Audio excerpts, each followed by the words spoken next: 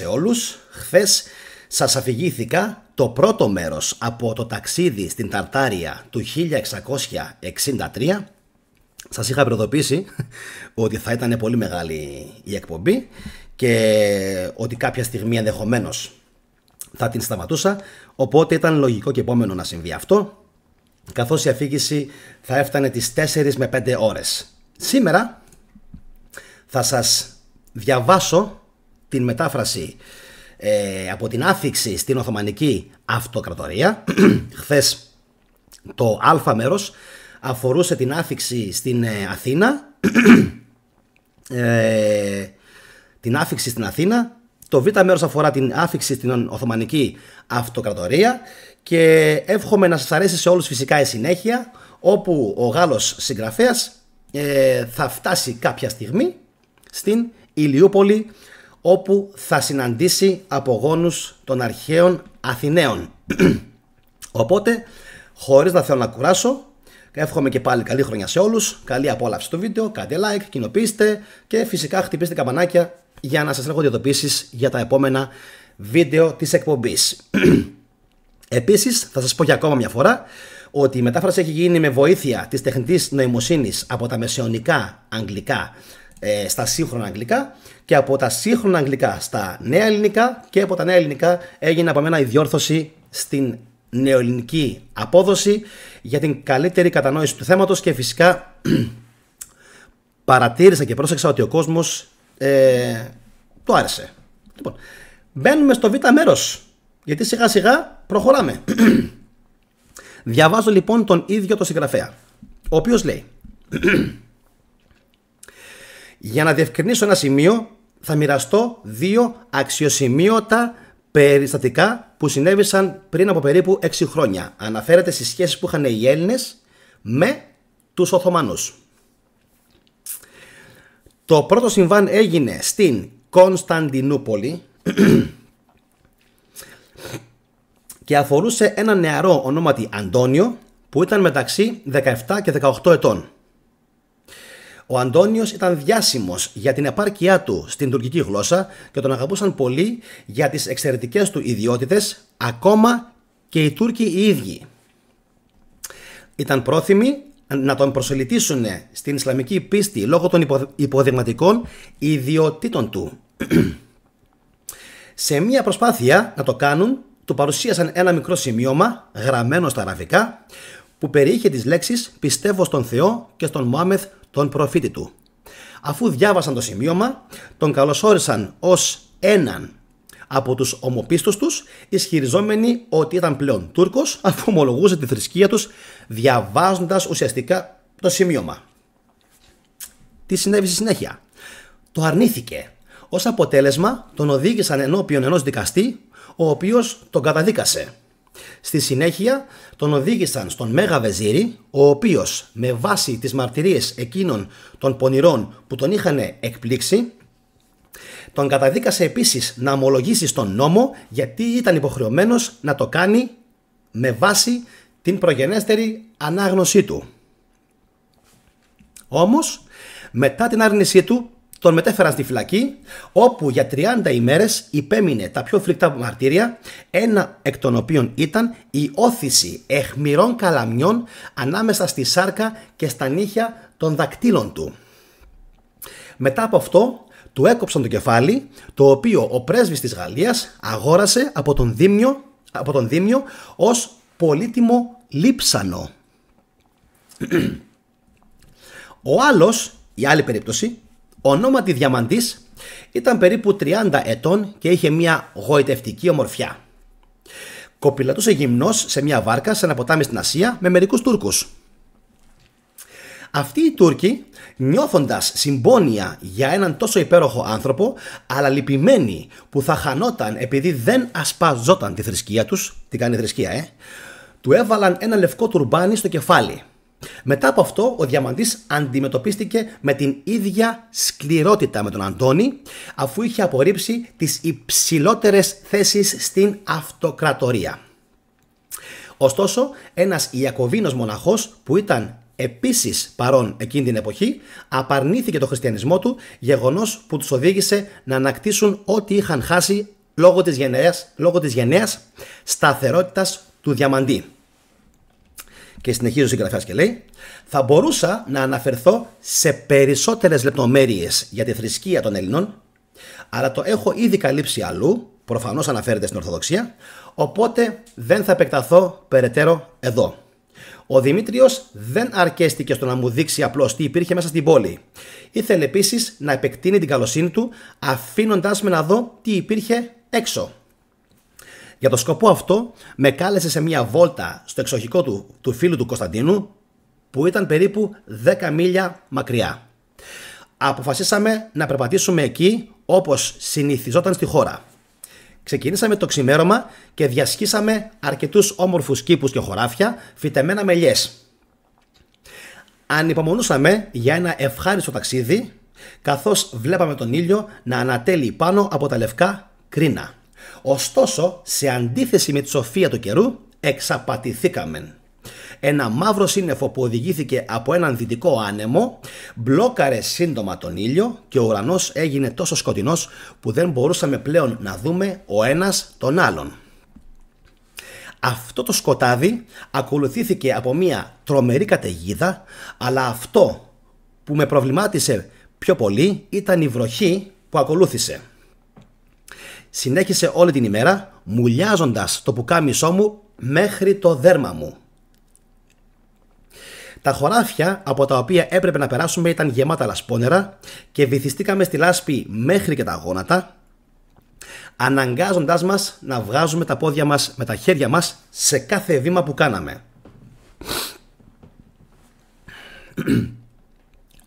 Αφού ταλαιπωρηθήκαμε με τις δύσκολες καιρικές συνθήκες και το τραχή έδαφος, εξαντλήθηκα τόσο πολύ που έπρεπε να σταματήσω. Παρά το ότι ένιωθα διαθεσία, παρότρινα τον Μονθρεσόρ να συνεχίσει να ακολουθεί τον Δημήτριο. Τους ενθάρρυνα να το διασκεδάσουν και να μην ανησυχούν για τη δική μου κατάσταση. Τους είπα ότι θα ξεκουραζόμουν σε μια όχθη με γρασίδι λόγω της λιποθυμίας μου και θα προσπαθούσα να τους προλάβω την επόμενη ημέρα. Αποκοιμήθηκα και έχασα τα ίχνη τους μέχρι που με ξύπνησε ο θόρυβος και τους είδα πάνω σε 2 καμήλες, συνοδευόμενοι από έναν ντόπιο που οδηγούσε μια τρίτη καμήλα, η οποία με μετέφερε στο σπίτι του φίλου μας. Ο Κωνσταντίνος, μας υποδέχτηκε με μεγάλη γενοδορία, έχοντας σαφώς ενημερωθεί για την άφηξή μας. Ωστόσο, παρά το νόστιμο φαγητό, ήμουν πολύ αδύναμος για να φάω πολύ λόγω της κακής υγείας μου. Έτσι, το καλό κρασί ήταν το μόνο πιωτό που μπορούσα και μπόρεσα να αντέξω εκείνο το βράδυ. Παρατήρησα ότι η παρέα μου απολάμβανε το φαγητό με ενθουσιασμό. Δεν μπορούσα να μην παρατηρήσω μια νεαρή, όμορφη κυρία να κάθεται απέναντί μου. Παρά την εμφάνισή της, δεν έτρωγε περισσότερο από μένα, κάτι που με εξέπληξε. Δεν μπορούσα να καταλάβω γιατί είχε τόσο λεπτό στομάχι. Παρατήρησα επίσης ότι συνέχιζε να με κοιτάζει και από τα μάτια της μπορούσα να καταλάβω ότι δεν με αντιπαθούσε. Ωστόσο, δεν ήθελα να είμαι αλαζονικός και η ασθένειά μου έδωσε έναν καλό λόγο να φύγω από την παρέα και να πάω να ξεκουραστώ σε ένα άνετο κρεβάτι και να ανακτήσω τις δυνάμεις μου. Μετά από ένα σύντομο υπνάκο, παρατήρησα τον Μονθρεσόρ να κοιτάζει ανυπόμονα μέσα από τη σχισμή μιας πόρτας που οδηγούσε από το δωμάτιό μου στο άλλο. Αισθανόμενος στο ξύπνημά μου, με πλησίασε και με παρότρινε να σκύψω από το κρεβάτι και να κοιτάξω από το ίδιο άνοιγμα. Κοιτάζοντας τον δίπλα θάλαμο δωμάτιο, είδα ένα νεαρό άντρα να φροντίζει ευσυνείδητα, αν καταλάβατε, τις ανάγκες της νεαρής κυρίας σαν να ήταν καμαριέρα. Δεν μπορούσα να καταλάβω το νόημα αυτού που συνέβαινε. Αποκοιμήθηκα και ο Μονθρεσόρ πήγε για ύπνο. Γύρω στα μεσάνυχτα με ξύπνησε κάποιος που περπατούσε βαριά στο δωμάτιο. Όταν κοίταξα, είδα με έκπληξη τον ίδιο νεαρό άνδρα με το πουκάμισό του να κρατάει ένα σαράκι στο δεξί του χέρι και ένα φανάρι στο αριστερό με το νυχτικό μου σκουφάκι στο κεφάλι του. Ήμουν απολύτως τρομοκρατημένος που τον είδα να κατευθύνεται προς το κρεβάτι του Μονθρεσόρ σε αυτή τη στάση, αλλά μετά γύρισε και ήρθε προς το δικό μου μέρος. Μόλις με εντόπισε, αναφώνησε: «Α, εσύ είσαι?» Η ταραχή του ξύπνησε τον σύντροφό μου και εγώ, ολόγυμνος για να ξεκουραστώ με ιταλικό στυλ για άνεση, άρπαξα γρήγορα τον μανδύα μου για να αμυνθώ από τα έξαλα χτυπήματα του εξαγριωμένου νεαρού. Ο Μονθρεσόρ επενέβη συγκρατώντας την οργή του νεαρού, παρόλο που και οι δύο είχαμε αφήσει τα ξύφη μας εκεί που είχαμε δειπνήσει. Η δυνατή κατακραυγή της κυρίας ξύπνησε και έφερε όλο τον νοικοκυριό στο δωμάτιο και ο Δημήτριος τάχθηκε αμέσως στο πλευρό μου.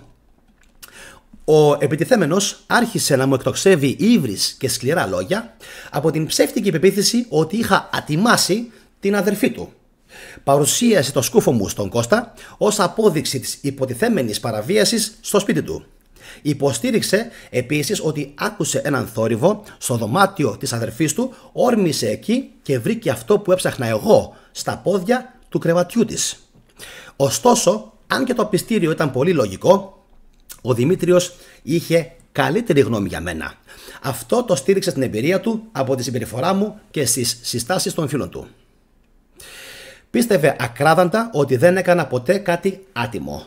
Από την άλλη, η κυρία που είχε παρέμβει ανάμεσα στον αδερφό της και σε μένα για να σταματήσει το θυμό του, τον παρακάλεσε προς τιμήν της να μην πιστέψει τίποτα που θα μπορούσε να της προκαλέσει σκάνδαλο.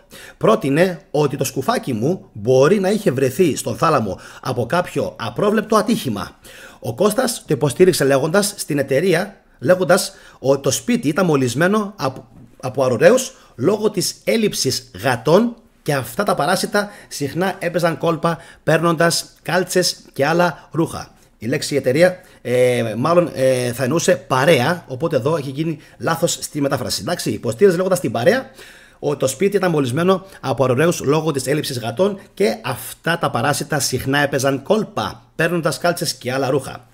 Έτσι, το σκουφάκι μου μπορεί να έπεσε κατά λάθος και να μεταφέρθηκε εκεί που το βρήκε ο νεαρός. Γι' αυτό ζήτησε από τον Λάσκαρη να κατευνάσει τον θυμό του και από εμένα να του συγχωρήσω τον ζήλο υπεράσπισης της αδελφής του. Αφού κατέληξαν σε συνένεση με όλους, πήγαν όλοι ξανά στο κρεβάτι. Ο αντίπαλός μου με επισκέφτηκε ξανά το ξημέρωμα, αλλά αυτή τη φορά εμφανίστηκε ήρεμος και χαμογελαστός. Ζήτησε συγγνώμη για το προηγούμενο ξέσπασμά του και μου έδωσε ένα από τα δικά του παπούτσια που είχε επίσης χαλάσει ένας αρουραίος. Ανέφερε ότι αυτό επιβεβαίωσε τις παλαιότερες υποψίες του για τη θεωρία του Κώστα ότι ίσως είχαν μεταφέρει κάποιοι αρουραίοι το σκουφάκι του στο θάλαμο της αδερφής του. Μετά μου εκμυστηρεύτηκε τις ανησυχίες της αδελφής του και το σχέδιό του να την πάρει κρυφά προκειμένου να την ελευθερώσει από τα επίμονα ερωτικά πεσήματα του ευνούχου κυβερνήτη της Αθήνας, ο οποίος ήταν βαθιά ερωτευμένος μαζί της, αλλά η ανεπιθύμητη και αχαλήνωτη στοργή του της ήταν απλά αποκρουστική. Ο Δημήτριος ήθελε να ταξιδέψω πιο μακριά στην Ύπαιθρο, αλλά πίστευα ότι είχα δει αρκετά για να κρίνω την φύση των υπολείπων με βάση αυτό που είχα ήδη δει, δηλαδή ότι θα ήταν ένα τοπίο πλούσιο σε φρούτα, άφθονο σε καλαμπόκι και λάδι και φυσικά δεν έλειπε πουθενά το ποτό του Βάκχου. Εδώ φυσικά εννοεί το κρασί. Αποφάσισα να επιστρέψω στην πόλη και βρήκα τον σπιτό νοικοκύρη μου, τον Επιφάνη, να υποφέρει από τις συνέπειες της υπερβολικής ενασχόλησης με κρασί και φαγητό, που τον ανάγκασε να είναι ακίνητος λόγω μιας ασθένειας που έμοιαζε με ουρική αρθρίτιδα. Τον βοήθησα με τη θεραπεία μου για την ουρική αρθρίτιδα που ονομάζεται αντιποδαγρικών στα αγγλικά και στα ελληνικά φυσικά. Αντιποδαγρικών. Αν και δεν είχα δει όλα όσα ήθελα στην Ελλάδα, επέλεξα να αναβάλω την περαιτέρω εξερεύνηση και να επιβιβαστώ σε ένα πλοίο με προορισμό την Κωνσταντινούπολη, το οποίο ήταν έτοιμο να σαλπάρει. Σαλπάραμε στις 25 του νέου ημερολογίου, που είναι η 15η του παλιού ημερολογίου που εξακολουθούν να χρησιμοποιούν Έλληνες και Άγγλοι. Λίγο μετά την αναχώρησή μου από το λιμάνι, η συνηθισμένη μου αρρώστια με χτύπησε και με ανάγκασε να παραμείνω στην καμπίνα μου μέχρι να φτάσουμε στο Βυζάντιο στις 4 Μαρτίου. Όταν αφιχθήκαμε, ένας Γάλλος σκλάβος προσφέρθηκε να μας ξεναγήσει στο σπίτι του Σινιόρ Λορέντσο, στον οποίο είχα να παραδώσω επιστολές. Στην πορεία βρήκαμε 2 Τούρκους, ο ένας από τους οποίους με το πόδι του κλωτσούσε το καπέλο μου ψηλά στον αέρα σαν ποδοσφαιράκι, ενώ αυτός και ο σύντροφός του γελούσαν και φώναζαν. Υπενθυμίζω, βρισκόμαστε στο 1663. Ο οδηγός μας εξήγησε ότι αυτή η συμπεριφορά οφειλόταν στην έντονη αντιπάθειά τους για τα ρούχα μας, τα οποία θεωρούσαν πολύ ανόητα και γελία. Παρ' όλα αυτά, θεωρούμε ότι το ντύσιμό μας είναι πολύ κομψό και θεωρούμε ότι είμαστε οι πιο λογικοί άνθρωποι στον κόσμο. Η πρωτεύουσα της Οθωμανικής Αυτοκρατορίας έχει περιγραφεί από άλλους ταξιδιώτες λεπτομερώς, οπότε δεν θα πω πολλά για αυτήν. Ικανοποιήθηκα βλέποντας τον υπόδρομο και άλλα αξιόλογα σημεία της πόλης πριν αναχωρήσω στις 7 Μαρτίου.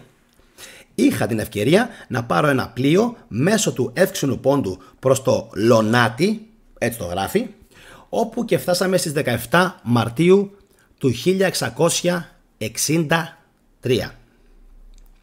Ήμουν πολύ πρόθυμος να εξερευνήσω την Ταρτάρια, μια χώρα για την οποία λίγα έχουν υποθεί. Ωστόσο, μου έλειπαν πληροφορίες για τις καλύτερες και ασφαλέστερες διαδρομές ταξιδιού. Σύχναζα σε καφενεία με την ελπίδα να βρω καθοδήγηση και εκεί γνωρίστηκα με τον Αριστίδη. Ήταν ένας νέος καλοσυνάτος, γιος πλούσιου εμπόρου από την Τζαμίνα της Υπήρου. Τζαμίνα εννοεί μάλλον τα Ιωάννινα.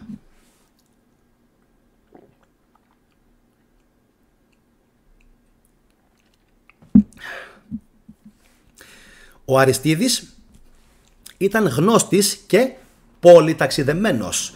Μοιραζόταν την κοινή μας επιθυμία να εξερευνήσουμε απομακρυσμένες και ανεξερεύνητες τοποθεσίες με ελλειπείς πληροφορίες. Μιλούσε άπτεστα τουρκικά και αρίστευσε στα ελληνικά. Δεδομένου ότι είχα επίσης κάποια γνώση και των δύο γλωσσών και τα ενδιαφέροντά μας ήταν ευθυγραμμισμένα, ήταν πρόθυμος να έρθει μαζί μας στο ταξίδι.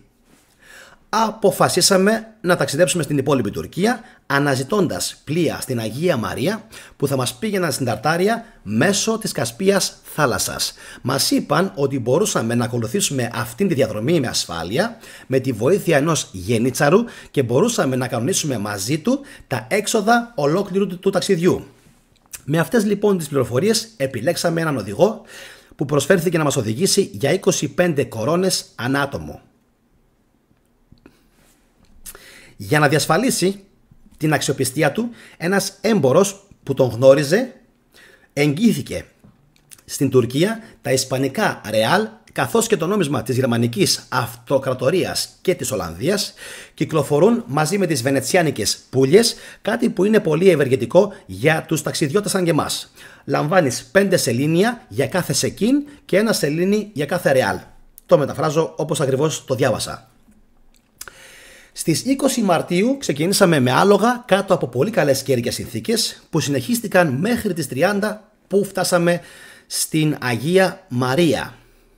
Ταξιδεύαμε με ρυθμό σταθερό, καλύπτοντας τουλάχιστον 12 λεύγες την ημέρα και στείνοντας τις σκηνές μας σε βολικές τοποθεσίες κατά μήκος της διαδρομής. Οι περιοχές της Μινγκρέλια και της Γεωργίας είναι αναμφισβήτητα όμορφες, αλλά αεροκατοικημένες και κατά συνέπεια υποκαλλιεργημένες. Εδώ είναι από τις πρώτες φορές που έχουμε μία αναφορά συγκεκριμένη για το που περίπου βρίσκεται ο συγγραφέας. Άρα λοιπόν, αν εδώ αναφέρεται τώρα στην περιοχή της Γεωργίας, είμαστε εκεί που λογικά βρίσκεται και η σημερινή χώρα. Για την δε Μινγκρέλια έψαξα, δεν μπόρεσα να βρω κάτι παραπάνω. Όποιος από σας ξέρει, ας μου στείλει email, μήνυμα είτε στο Facebook είτε στο Messenger ή φυσικά αν θέλετε γράψτε και σχόλια κάτω από το βίντεο.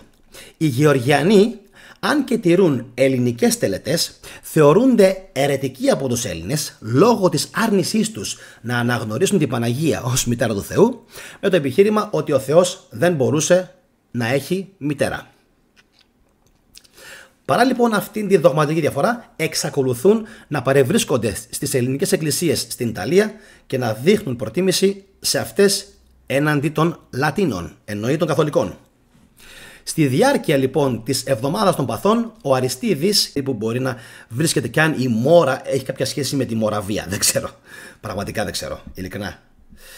Λοιπόν, δεν αγκυροβολήσαμε εκεί εξαιτίας ενός βίαιου ξεσπάσματος της Πανόλης. Εντάξει, δεν ξέρω αν είχαμε κάποια διακοπή στο live stream, για να δω, τσεκάρω λιγάκι, να δω αν είμαστε ok. Νομίζω πως είμαστε καλά, γιατί μου ήρθε μια ειδοποίηση ότι σταμάτησε το live stream. Ok. Λοιπόν, επαναλαμβάνω, δεν αγκυροβολήσαμε εκεί εξαιτίας ενός βίαιου ξεσπάσματος Πανόλης. Υπέφερα από έντονους πόνους στη θάλασσα και μόνο η έξοδος στη στεριά μπορούσε να τους ανακουφίσει. Έτσι έπρεπε να βγούμε ξανά στην ανοιχτή θάλασσα. Η θάλασσα φάνηκε θυμωμένη με την επιστροφή μας και άρχισε να μένεται, απειλώντας να καταστρέψει το πλοίο μας και να μας καταπιεί στα φουσκωμένα κύματά της. Η καταιγίδα δεν σταμάτησε παρά μόνο λίγες ώρες μετά το βράδυ, αλλά στη συνέχεια έγινε ήρεμη και ομαλή, απαλύνοντας την ταλαιπωρία μου. Την 8η μέρα ανέβηκα στο κατάστρωμα και είδα γη, με μια μικρή πόλη περίπου 3 μίλια από την ακτή. Πρότεινα στους φίλους μας να μας βγάλουν στην ξηρά με τη λέμβο μας και συμφώνησαν. Ο καπετάνιος μας, κατόπιν διαβουλεύσεων με τον Αριστίδη, διέταξε τους ναυτικούς να μεταφέρουν τις αποσκευές μας στην πόλη, που αργότερα μάθαμε ότι ήταν η πόλη Σαμπατάν. Επίσης, έψαξα και για αυτήν την πόλη, Σαμπατάν, ούτε και εδώ μπόρεσα να βγάλω κάποια άκρη για το ποια ήταν αυτή η πόλη. Σας είπα, είναι τρομερά δύσκολο να εντοπιστούν τα ιστορικά και γεωγραφικά ίχνη των περιοχών που αναφέρονται και φυσικά αυτός είναι ίσως και ένας από τους λόγους που πολλοί την έχουν εντάξει αυτή την ιστορία, έτσι, στις ψευδοαφηγήσεις, έτσι το λένε. Τώρα είναι ή δεν είναι, είναι κάτι που, όπως ανέφερα και χθες, το αφήνω καθαρά πάνω σας. Μας υποδέχτηκαν θερμά οι κάτοικοι της περιοχής, οι οποίοι μας αντιμετώπισαν εξαιρετικά, χωρίς να περιμένουν καμία πληρωμή, καθώς δεν υπάρχουν πανδοχεία στην περιοχή, σε αντίθεση με τη Γαλλία και άλλες ευρωπαϊκές χώρες. Οι άνθρωποι που μας φιλοξένησαν αρκέστηκαν στην πρακτική της γενναιόδωρης φιλοξενίας. Ήταν προνόμιο για αυτούς να μας έχουν, έτσι χωριστήκαμε να μείνουμε με διαφορετικούς οικοδεσπότες, ενώ παραμέναμε μαζί στη διάρκεια της ημέρας. Συνέστησαν επίσης έναν τάρταρο να μας εξυπηρετήσει, καθώς είχε μάθει Ιταλικά την εποχή που ζούσε ανάμεσα στους Φράγκους στην Κωνσταντινούπολη. Νιώθοντας ξεκούραστοι και χορτασμένοι, συνεχίσαμε το ταξίδι μας την 11η ημέρα, χωρίς συγκεκριμένο σχέδιο, απλώς εξερευνώντας την ύπαιθρο. Περίπου 1 μίλι από την πόλη Σαμπατάν ανεβήκαμε σε έναν λόφο για να έχουμε θέα στην περιοχή. Αφού λοιπόν παρακολουθήσαμε το τοπίο, αποφασίσαμε να κατευθυνθούμε νότιο-ανατολικά, καθώς φαινόταν η πιο ευχάριστη κατεύθυνση. Με τον τάρταρο οδηγό μας, τον Καχραμάν, θα σας πω λίγο τι σημαίνει, να πρωτοστατεί και να κουβαλάει προμήθειες και όπλα, συνεχίσαμε το ταξίδι μας. Αν δεν ξέρετε λοιπόν, Καχραμάν σημαίνει στα τουρκικά ήρωας. Εξού και η λέξη, η ελληνική, το επώνυμο Καραμανλής, που σε ελεύθερη μετάφραση στα ελληνικά ουσιαστικά σημαίνει ο ήρωας Αλής. Ο ήρωας Αλής. Καχραμάν Αλής. Καχραμάν είναι ο ήρωας. Ο καθένας μας κρατούσε μια καραμπίνα για άθληση και άμυνα, μαζί με 2 πιστόλια στις τσέπες μας και ένα σπαθί σκιμιτάρ στο πλάι μας. Ή σκιμίταρ. Τα παλτά και οι τσάντες από λινά για αλλαγή πετάχτηκαν πάνω σε ένα άλογο που είχαμε μαζί μας. Επιπλέον, ο Αριστίδης είχε έναν επιπλέον σύντροφο από τους υπόλοιπους, έναν εύσωμο μαστίφ που το ονόμαζαν Παμφάγο, γνωστό και ως Old Devour στα αγγλικά, το οποίο είχε εκθρέψει από ένα κουτάβι. Το μαστίφ αυτό ήταν άγριο με όλους εκτός από τους φίλους του κυρίου του και ήταν οπλισμένο με ένα περίεργο ατσάλινο καπάκι για να τον προστατεύει από τα νύχια και τους κοινόδοντες των άγριων θηρίων.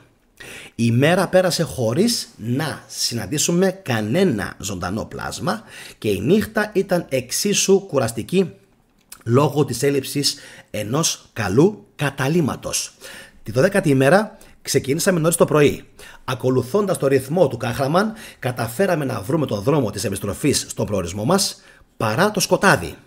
Ωστόσο, καθώς συνεχίσαμε και κάναμε ένα περαιτέρω ρήγμα στο καλάθι του το μεσημέρι, ο Καχραμάν άρχισε να μας ξεπερνάει τόσο γρήγορα που έπρεπε να του πούμε να μείνει πίσω. Και εδώ υπήρξε πρόβλημα στη μετάφραση, καθώς η παραπάνω η φράση ρήγμα στο καλάθι του το μεσημέρι δεν μπόρεσα με τίποτα, όσο και αν προσπάθησα, δεν μπόρεσα να κάνω σωστή μετάφραση από το μεσαιωνικό χειρόγραφο της Αγγλίας. Ήταν πραγματικά αδύνατον, όσο και αν δοκίμασα αναλλακτικές, να βγάλει αυτή η φράση νόημα. Επαναλαμβάνω, πολύ δύσκολο να γίνει η μετάφραση από τα μεσαιωνικά αγγλικά στα νέα αγγλικά και από τα νέα αγγλικά στα νεοελληνικά.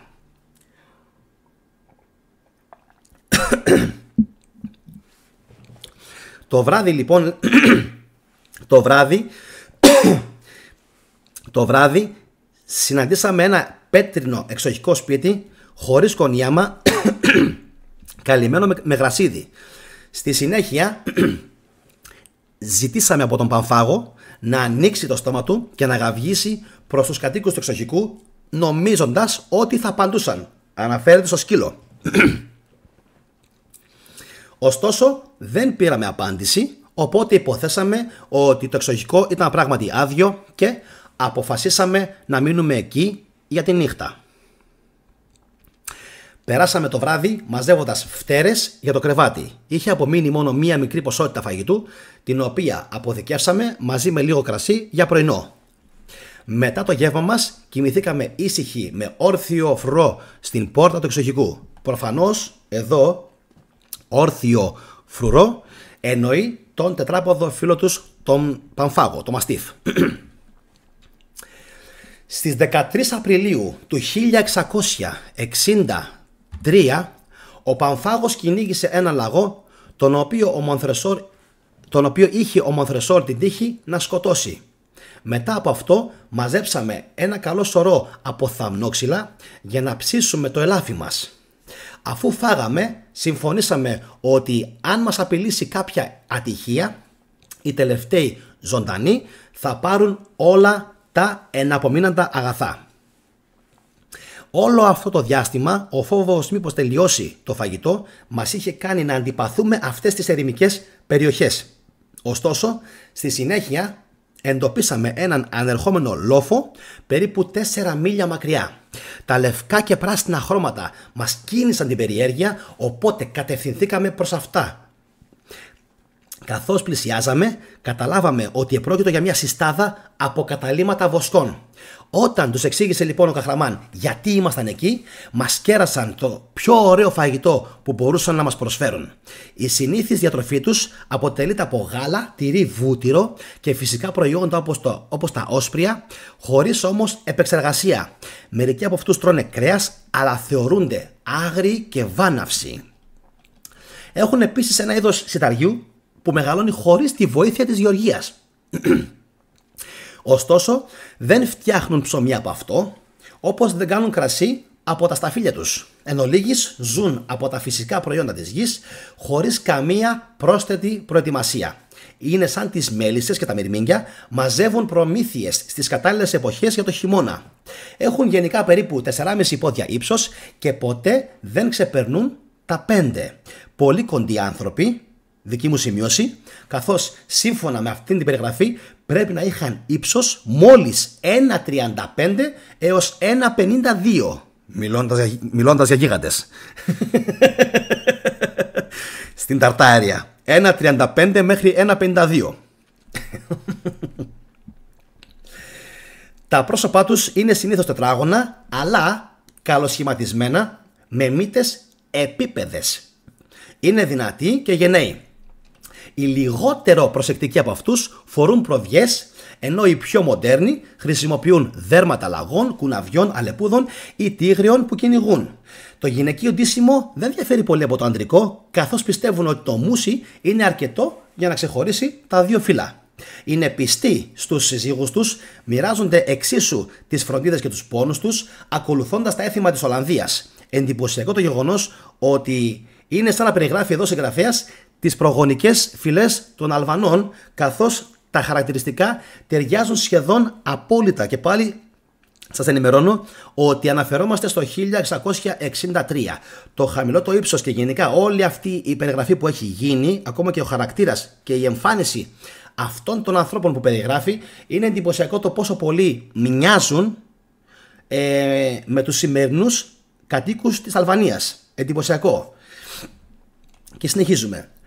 Όταν θέλουν να φάνε, χρησιμοποιούν ένα παλιό δέρμα ελαφιού ή αλκής απλωμένο στο έδαφος ως τραπέζι, χαρτοπετσέτα και πιάτο.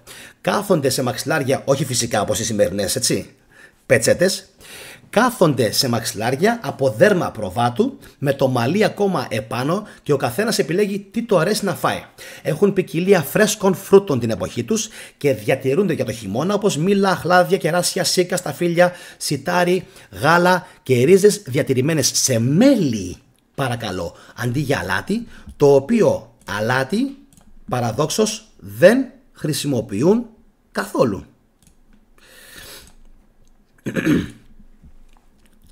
Ξεκινούν τα γεύματά τους με ένα μεγάλο ποτό γάλα και τελειώνουν με αυτό. Αν διψάσουν, απλώς πίνουν το επόμενο καθαρό νερό που θα βρουν.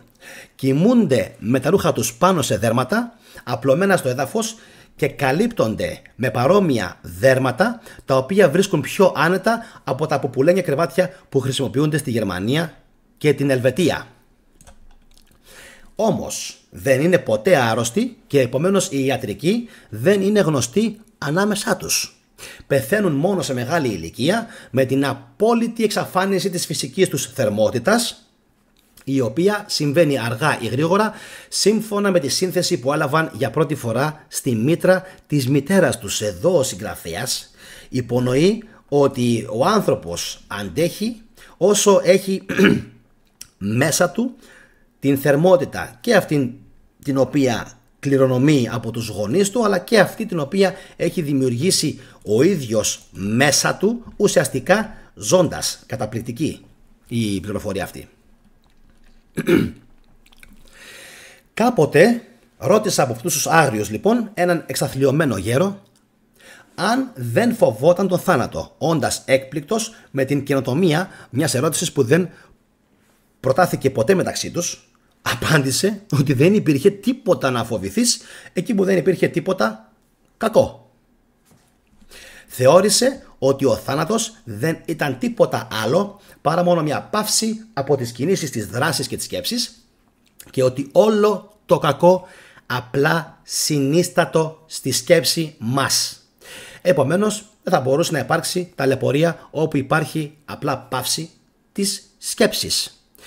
Δεν θα μπορούσα παρά να θαυμάσω μια τέτοια φιλοσοφία σε έναν τόσο αγράμματο άνθρωπο. Απέχουν τόσο πολύ από το να εθιστούν στη μελέτη που δεν έχουν γνώση καν των βιβλίων. Ύστερα τον παρακάλεσα να τον ρωτήσουν σε τι θρησκεία πίστευε. Μου απάντησε ότι ήταν βοσκός στο επάγγελμα και δεν μπορούσα να πάρω άλλη απάντηση από αυτόν. Μένουν στα μέρη που επιλέγουν όσο τα κοπάδια τους έχουν αρκετή τροφή για να φάνε. Στη συνέχεια μετακομίζουν σε άλλες περιοχές υπό την ηγεσία του αρχηγού τους. Ήταν τόσο φιλόξενοι που όταν είδαν ότι χρειαζόμασταν μία σκηνή, μας έδωσαν μία δική τους μαζί με ένα κάρο και 4 αγελάδες για να την τραβήξουμε. Οι αγελάδες όχι μόνο μας βοήθησαν, αλλά μας παρήχαν και γάλα. Οι σκηνές τους είναι φτιαγμένες από λευκά δέρματα με το μαλλί να έχει μείνει πάνω, το οποίο επιλέγουν για το χρώμα, ώστε οι σκηνές τους να φαίνονται από απόσταση και άλλοι που πρέπει να μετακινηθούν δεν θα εγκατασταθούν σε ένα μέρος που είναι ήδη κατηλημμένο. Ωραίος τρόπος, τον Απρίλιο του 1663 έχει συσβηστεί το αριθμητικό.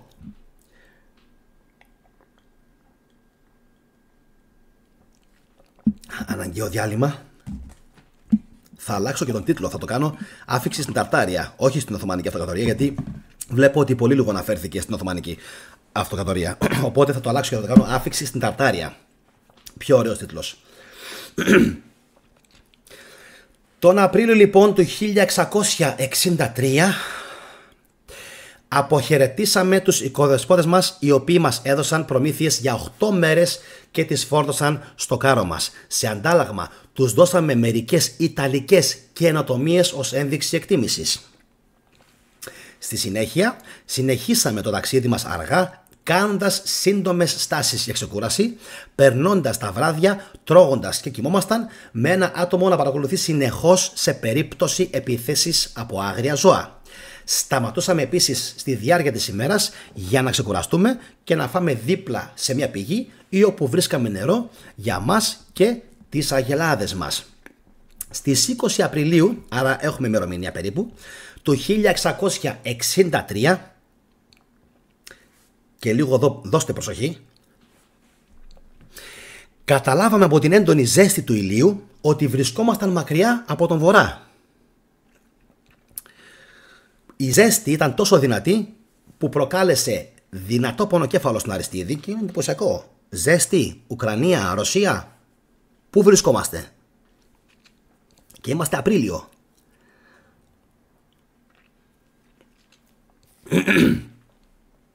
Η ζέστη λοιπόν ήταν τόσο δυνατή που προκάλεσε πονοκέφαλο στον Αριστίδη τη στιγμή ειδικά που αντανακλούσε σε έναν βράχο στα δεξιά μας.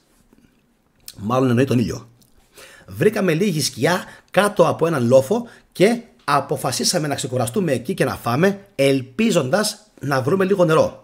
Ο Μονθρεσόρ και εγώ αφήσαμε τον άρρωστο φίλο μας, τον Αριστίδη, στη φροντίδα του Καχραμάν και πήγαμε να ψάξουμε για νερό.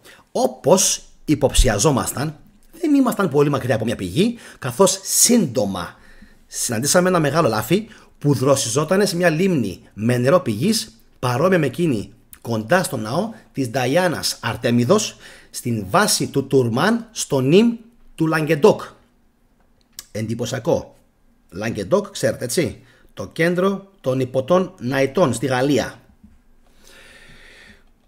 Το ζώο δεν φοβήθηκε ούτε εμάς, ούτε τα όπλα μας και δεν θέλαμε να βλάψουμε τον ευεργέτη μας. Βρήκαμε ένα άνοιγμα βράχου και από περιέργεια μπήκαμε στην τρύπα. Στο εσωτερικό, περίπου 10 βήματα από την είσοδο, βρήκαμε μια ευρύχωρη αίθουσα που παρήχε ένα δροσερό μέρος για ξεκούραστη και χαλάρωση. Η βραχώδης κατασκευή ήταν τόσο ασυνήθιστη που έμοιαζε με έργο μοναχού από το Πικ Πουζ κοντά στο Παρίσι. Ο πυθμένας του σπηλαίου είχε μια ανάβαση που δεν ήταν πολύ δύσκολο να την ανέβεις. Η περιέργειά μας οδήγησε να συνεχίσουμε και αφού ανάψαμε μια δάδα, ανηφορήσαμε για περίπου 15 λεπτά μέχρι να φτάσουμε σε μια μεγαλύτερη και πιο όμορφη αίθουσα από αυτήν που ήταν πιο κάτω. Στη συνέχεια μπήκαμε σε μια αίθουσα που οδηγούσε σε πολλές άλλες που έμοιαζαν πολύ με αυτές της Χινών. Όπως και εκεί, η υγρασία της γης διαρρέει τις φλέβες της, δημιουργώντας πολυάριθμες πηγές νερού. Αυτές οι πηγές μεταμορφώνονται σε κρυστάλλινα μεταγιόν που προσκολώνται στους τοίχους σαν καθρέφτες με κύλο και ανομοιόμορφο σχήμα που μοιάζουν με τις γυαλισμένες νυφάδες πάγου του Μουράν στη Βενετία. Καταπληκτική περιγραφή. Η φύση, κατά μία έννοια, μας δείχνει τι μπορεί να κάνει χωρίς τη βοήθεια της τέχνης, διδάσκοντάς μας για την προέλευση των ποταμών. Σχηματίζει αυτά τα όμορφα φυσικά χαρακτηριστικά, επιτρέποντας στο νερό να πέφτει ως σταγονίδια από πολλά σημεία και να στάζει από την οροφή στο έδαφος. Στη συνέχεια το νερό ρέει σε κανάλια και μεγαλύτερα δοχεία, τελικά ξεδιπλώνεται σαν χαρτοπετσέτα και κατεβαίνει από μία μικρή πολύχρωμη βροχή σε μία βαθιά άβυσσο, δημιουργώντας ένα θέμα που κόβει την ανάσα. Δεν έχω αμφιβολία ότι το νερό που παρατήρησα είναι το ίδιο νερό που γέμιζε αρχικά τις κοιλότητες και τροφοδοτεί τα ποτάμια. Πιστεύω ότι όλες οι πηγές έχουν την ίδια πηγή. Είτε είναι το αποτέλεσμα της συμπίκνωσης του αέρα από το κρύο και μετατροπής σε υγρασία, είτε η γη που απορροφά αυτή την υγρασία μέσω της διήθησης, είτε με κάποιο άλλο μέσο, όπως εξήγησα στο νέο μου σύστημα φιλοσοφίας. Αφού λοιπόν είδαμε αυτό το εκπληκτικό θέαμα, επιστρέψαμε στον Αριστίδη και μοιραστήκαμε μαζί του τις ανακαλύψεις μας. Επέμεινε να έχουμε το δίπλο μας εκεί για να απολαύσουμε την ευχαρίστηση του φαγητού σε μια τόσο όμορφη τοποθεσία. Στις 21 Απριλίου του 1663 συναντήσαμε μόνο παιδιάδες πλούσιες σε βοσκοτόπια και αρκετούς βοσκούς που είχαν αφήσει τις σκηνές τους, καθώς τις χρειάζονται μόνο τη νύχτα. Στις 23 Απριλίου φτάσαμε στους πρόποδες ενός βουνού καλυμμένου με πιξάρι. Το βουνό είναι εκεί που βρίσκεται η λίμνη του Κύκνου και η λίμνη εκενώνεται μέσα από μια τρύπα περίπου 10 πόδια κάτω από την κορυφή, ανάμεσα στα κλαδιά ενός ευχάριστου ξύλου. Όσοι ξέρετε ποια είναι αυτή η λίμνη του Κύκνου στη σημερινή έκταση είτε της Ρωσίας είτε της Ουκρανίας, παρακαλώ πολύ να μου το γράψετε στα σχόλια. Η κλίση του βράχου είναι διατεταγμένη από τη φύση έτσι, ώστε το νερό άλλοτε να αναβλύζει όπως τα κύματα, άλλοτε να αναβλύζει σαν λοφείο από πούπουλα και άλλοτε σαν νεροδιός. Στη συνέχεια το νερό πέφτει ξαφνικά σαν πέπλο μέσα από τις πλευρές ενός ημιοβάλ διαμέτρου 8 πόδια και ρέει σε ένα κοντινό ποτάμι. Το καλοκαίρι αυτό το ποτάμι είναι η απόλαυση των βοσκών που ταΐζουν τα κοπάδια τους στα λιβάδια που ποτίζει. Καθώς πλένουν τα πρόβατά τους σε αυτό το ποτάμι, οι βοσκοί διασκεδάζουν με τις βοσκοπούλες τους, καθώς ο καθένας χαϊδεύει και περιποιείται την δική του ερωμένη. Μετά λοιπόν από αυτό το μπάνιο κάθονται στην όχθη και παίζουν μουσική με φλάουτα από φλοιό ιτιάς. Εκεί τρώνε και το φαγητό τους. Μία μέρα επισκέφτηκαν τον καταβλισμό μας και τους δώσαμε γυάλινα κοσμήματα σαν αυτά από τον Εβέρς. Σε αντάλλαγμα μας έδωσαν περισσότερες προμήθειες από όσες μπορούσε να μεταφέρει το κάρο μας. Στις 24 Απριλίου μπήκαμε σε ένα δάσος και συναντήσαμε ένα θηρίο στο μέγεθος ενός ελέφαντα, αλλά χωρίς προβοσκίδα. Μου φάνηκε ήμερο, οπότε το πλησίασα και του πρόσφερα λίγο ζητάρι, το οποίο και έφαγε. Το θηρίο έμεινε για λίγο μαζί μας κάτω από τη σκιά των βελανιδιών. Στις 25 κάναμε μια απόλυτη παύση στο ταξίδι μας. Στις 26 ο Καχραμάν μας ενημέρωσε ότι μια ομάδα από κοντινούς βοσκούς ετοιμαζόταν να μετακινηθεί και μας προσκάλεσαν να συμμετάσχουμε μαζί τους, κάτι που δεχτήκαμε φυσικά με μεγάλη μας χαρά. Αυτό θα έκανε το ταξίδι μας πιο βολικό και θα μας επέτρεπε να τηρήσουμε τα έθιμα της πορείας τους. Την προηγούμενη μέρα της πορείας, ο αρχηγός τους κάνει σήμα με ένα κέρας. Όταν δοθεί το σύνθημα, ξεκινούν την πορεία τους με την εξής σειρά.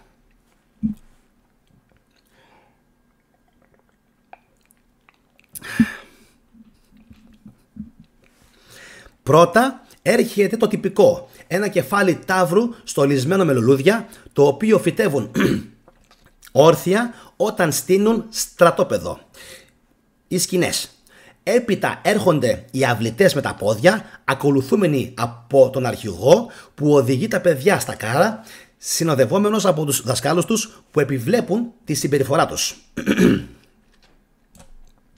Ακολουθούν οι γυναίκες και οι ηλικιωμένοι επίσης σε κάρα, που τα σέρνουν ταύροι, καθώς δεν χρησιμοποιούν βόδια και δεν ευνοχίζουν κανένα ζώο, θεωρώντας τον ακροτηριασμό ως κόντρα στη φύση, σε αντίθεση με την κοινή πρακτική στην Ιταλία. Μετά από αυτά, οι άντρες στην ακμή της ζωής τους ακολουθούν μαζί με τις αποσκευές, η προστασία των οποίων είναι ευθύνη τους. Στην πορεία γελούν, τραγουδούν και μερικές φορές ακόμα και χορεύουν. 2 ώρες πριν νυχτώσει σταματούν, οπότε κάθε αρχηγός ενός νοικοκυριού φέρνει με τα κάρα τα απαραίτητα για τους δικούς του ανθρώπους. Τους ακολουθήσαμε στο κάρο μας μέχρι τις 28 Απριλίου, γιατί αποφάσισαν να μείνουν και εμείς αποφασίσαμε να πάμε παρακάτω. Στις 29 Απριλίου, ναι σωστά, είδαμε αρκετούς κυνηγούς που μας είπαν ότι είναι διαφορετικού τύπου άγριοι τάρταροι.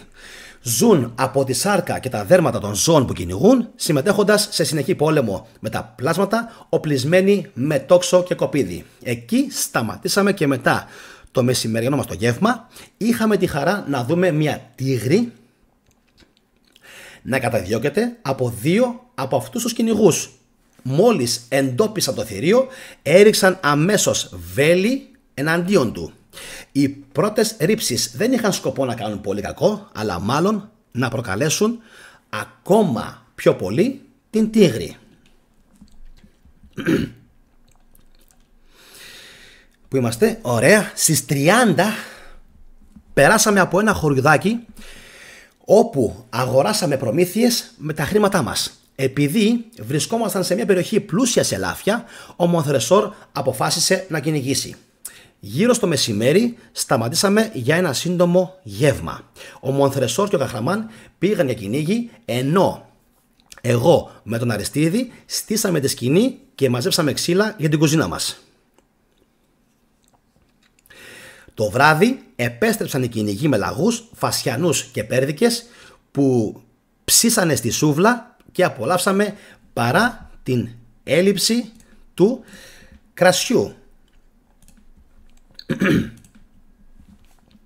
Στις 1 Μαΐου του 1663 ξεκινήσαμε νωρίς το πρωί για να αποφύγουμε την άβολη ζέστη. Βλέπετε, έχει ζέστη. Παρόλο που υποτίθεται μιλάει για την Ταρτάρια, έχει ζέστη. Ωστόσο, ο Μονθρεσόρ, παρασυρμένος από την επιτυχία της προηγούμενης ημέρας, επέμεινε σε ακόμα ένα κυνηγετικό ταξίδι, αλλά επέστρεψε μόνος, χωρίς τον σύντροφό του. Τι είχε συμβεί? Ο καημένος ο Τάρταρος δέχτηκε επίθεση από μια τίγρη. Η τίγρη πήδηξε πάνω του ξαφνικά, πιάνοντας τον από το λαιμό και πνίγοντας τον πριν προλάβει να τον σώσει ο κύριος του. Ο κύριος εκδικήθηκε τον θάνατο του καρφώντας το μαχαίρι του στο σώμα της τίγρης, σκοτώντας έτσι το θηρίο. Η τίγρη κατάφερε να δαγκώσει ελαφρά το χέρι του κυρίου πριν πεθάνει, αλλά η πληγή δεν εμπόδισε τον κύριο από το να πάρει τα λάφυρα του εχθρού του. Το συμβάν αυτό μας άφησε όλους άφωνους, νιώθοντας ότι είχαμε χάσει την ικανότητά μας να επικοινωνούμε, καθώς είχαν τον Τάρταρο ουσιαστικά για να μπορούν να μιλάνε στους τοπικούς πληθυσμούς.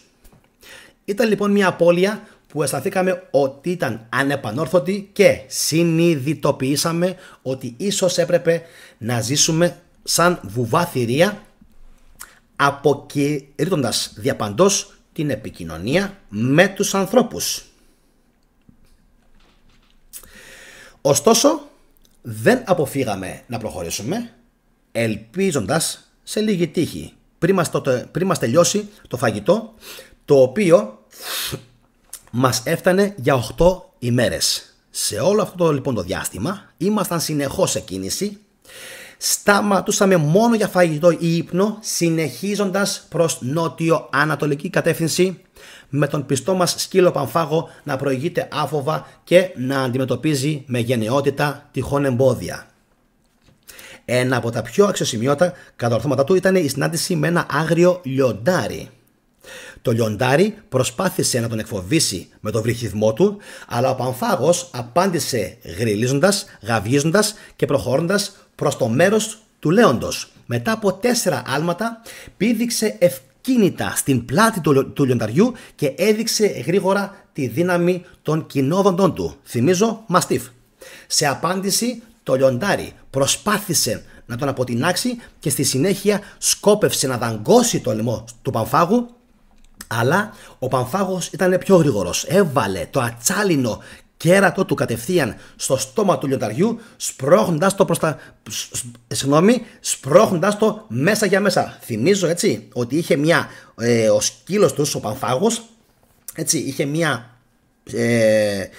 ένα αντικείμενο, ωραία, με καρφιά, και ουσιαστικά αυτό το χρησιμοποίησε για να σκοτώσει το λιοντάρι.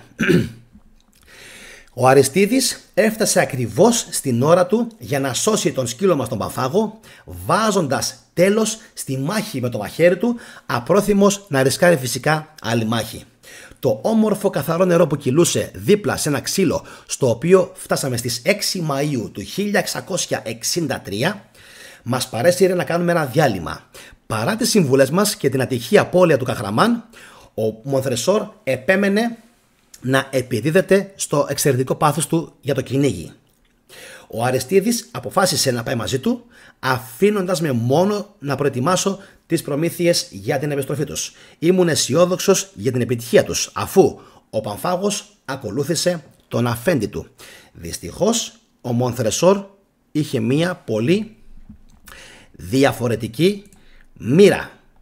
Τι συνέβη? Αφού λοιπόν περιπλανήθηκαν για πολλές ώρες, έφτασαν σε μία πεντακάθαρη λίμνη που φαινόταν φιλόξενη μετά την ταλαιπωρία και τον καυτό ήλιο. Ο Αριστίδης, που δεν ήξερε κολύμπι, έμεινε κοντά στις όχθες, ενώ ο Μονθρεσόρ απολάμβανε το κολύμπι και την εξερεύνηση της λίμνης. Δοκίμασε το βάθος βουτώντας το βυθό, κολύμπησε απέναντι και κάποια στιγμή ένα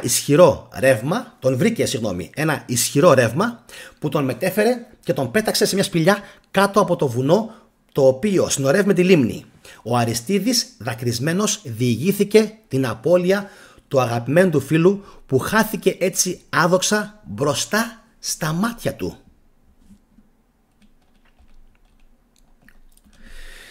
Πέρασα τη νύχτα σε ακραία θλίψη, λαχταρώντας το φως της ημέρας.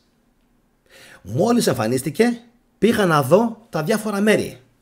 Αφού εξέτασα όλες τις περιστάσεις, ένιωσα απελπισία στη σκέψη ότι δεν θα ξαναδώ τον φίλο μου. Την επόμενη μέρα, μια βίαιη καταιγίδα με βροχή και βροντές προσθέθηκε στη δυστυχία μου. Για να γίνουν τα πράγματα ακόμα χειρότερα, είδα τον Αριστίδη να χτυπιέται από κεραυνό και να πετάγεται αρκετά βήματα μπροστά από το κάρο που ακολουθούσα. Έχασα εντελώς τις αισθήσεις μου για λίγο. Όταν συνήλθα, συνειδητοποίησα ότι ο θάνατος είχε τελειώσει τα βάσανά τους, αλλά επίσης σηματοδοτούσε την αρχή των δικών μου δεινών σε μια ξένη χώρα, ολομόναχος πλέον. Ήμουν μόνος, χωρίς να γνωρίζω τη γλώσσα ή τους δρόμους, χωρίς μέσα υποστήριξης ή προμήθειες. Είχα χρυσάφι και κοσμήματα, αλλά δεν ήξερα πώς να κάνω εμπόριο ή να βρω κάποιον να με βοηθήσει να επιστρέψω σπίτι. Τελικά, συνειδητοποιώντας ότι δεν είχα τίποτα να κερδίσω με το να μείνω, αποφάσισα να δώσω στον αποθανόντα φίλο μου μία σωστή και πρέπουσα ταφή. Χρησιμοποιώντας το σπαθί μου, έσκαψα έναν τάφο στη γη στα 4 περίπου δάχτυλα και τον άφησα να ξεκουραστεί εις τους αιώνας των αιώνων. Τον σκέπασα με τον χλωτάπιτα που είχα αφαιρέσει, καθώς είχε εκφράσει την προτίμηση για τέτοιου είδους ταφές στη διάρκεια των συνομιλιών μας. Δεν ενέκρινε το χριστιανικό έθιμο να θάβονται σε εκκλησίες και να χρησιμοποιούν βαριές ταφόπλακες. Αντίθετα, πίστευε ότι ήταν καλύτερο να μεταφερθούν τα σώματα στα χωράφια, όπου θα μπορούσαν να θρέψουν τα φυτά και να συμβάλλουν στη νέα ζωή. Επέκρινε την πρακτική της ταρίχευσης, χαρακτηρίζοντας την ανόητη και άδικη, ουσιαστικά μουμιοποίηση, και άδικη επειδή έρχεται σε αντίθεση με την επιθυμία της φύσης για τον κύκλο της φθοράς και της αναγέννησης. Πίστευε επίσης ότι τα αρώματα εμποδίζουν την φυσική διαδικασία αποσύνθεσης. Αν έχετε απορία, μέχρι στιγμής βρισκόμαστε περίπου στο μέσον της αφήγησης και σε λίγη ώρα, δηλαδή πολύ πιθανόν στις επόμενες παραγράφους, σιγά σιγά αρχίζουμε να φτάνουμε εκεί που θέλουμε να φτάσουμε, στην αρχαία ελληνική πόλη που βρήκε ο Ηλιογέννης Λεπή, στην Ταρτάρια, την Ηλιούπολη. Νομίζω πως έχουν μείνει ακόμα πολύ λίγες παράγραφοι. Οπότε ουσιαστικά σε λιγάκι, εγώ φυσικά θα συνεχίσω τώρα την αφήγηση, σε λιγάκι θα διακόψουμε για να συνεχίσουμε με το γάμα μέρος, έτσι, της αφήγησης σε επόμενη εκπομπή. Λοιπόν, και συνεχίζω. Που έχουμε μείνει, ωραία. Συνάντησα μια δύσκολη κατάσταση όταν ο μοναδικός μου σύντροφος, ο Πανφάγος, αρνήθηκε να αφήσει τον τάφο του κυρίου του. Αποφάσισα να αφήσω τη μοίρα να πάρει το δρόμο της και να ακολουθήσω ένα κοπάδι αγελάδων βασιζόμενος σε αυτές για να διαλέξω ένα μονοπάτι. Με τις προμήθειές μου να τελειώνουν έπρεπε να επιβιώσω μεγάλα για 3 εβδομάδες, περιπλανόμενος σε ερημικές περιοχές χωρίς σημάδια ανθρώπινης παρουσίας. Τρομακτικό, έτσι. Τρομακτικό. Συγγνώμη. Να έχουν φύγει όλοι σου οι φίλοι, να τους έχεις χάσει όλους και να έχεις μείνει μόνος σου σε μια έρημη χώρα, άγνωστη γη, μόνος σου με ένα σκύλο, με προμήθειες που διαρκούν για ακόμα λίγες μέρες και χωρίς να μπορείς να μιλήσεις τη γλώσσα του κόσμου. Τρομερό. Τη μέρα φρόντιζα να μαζεύω καυσόξυλα και ξερά ξύλα για φωτιά τη νύχτα, καθώς τα άγρια θηρία, όπως μου είχαν πει οι Τάρταροι, θα απέφευγαν να πλησιάσουν τις φωτιές. Μία μέρα έπεσα πάνω σε μία λίμνη, αλλά η λασπωμένη όχθη υποχώρησε και το άλογό μου και εγώ πέσαμε στο νερό. Το νερό είχε άσχημη γεύση και πάλευα να μην το καταπιώ. Τελικά κατάφερα να τραβήξω τον εαυτό μου έξω, πιάνοντας τις ρίζες κατά μήκος της ακτής, αφού αρχικά δεν κατάφερα να βρω σταθερό έδαφος. Ήμουν τόσο βυθισμένος στο διάβασμα του Σενέκα εκείνη την εποχή που είχα εξοικειωθεί με την έννοια του θανάτου. Αντί να τρομοκρατηθώ για να το αντιμετωπίσω, βρέθηκα να σκέφτομαι με ήρεμο μυαλό, σαν να ήμουν μακριά από τον κίνδυνο. Το άλογο μου δεν ήταν τόσο τυχερό και έμεινε εκεί, αλλά είχα την τύχη να σκοντάψω 3 μέρες αργότερα σε μια καλοκαλλιεργημένη χώρα. Και φτάνουμε στην αποκορύφωση της σημερινής εκπομπής. Θα ήθελα να κάνετε like, κοινοποίηση, εγγραφή φυσικά στο κανάλι όσοι με βλέπετε πρώτη φορά και να συνεχίσετε είτε να ακούσετε τη συνέχεια είτε να δείτε την αρχή αυτής της εκπομπής, αν τυχόν την έχετε χάσει χθες, που ήταν το α μέρος. Λοιπόν, για να συνεχίσουμε.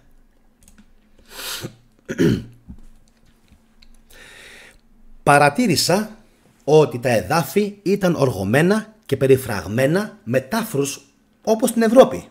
Τα λιβάδια περιφραγμένα και τα αμπέλια τυχισμένα. Λίγο πιο πέρα συνάντησα κήπους και περιβόλια φυτεμένα με δεξιοτεχνία.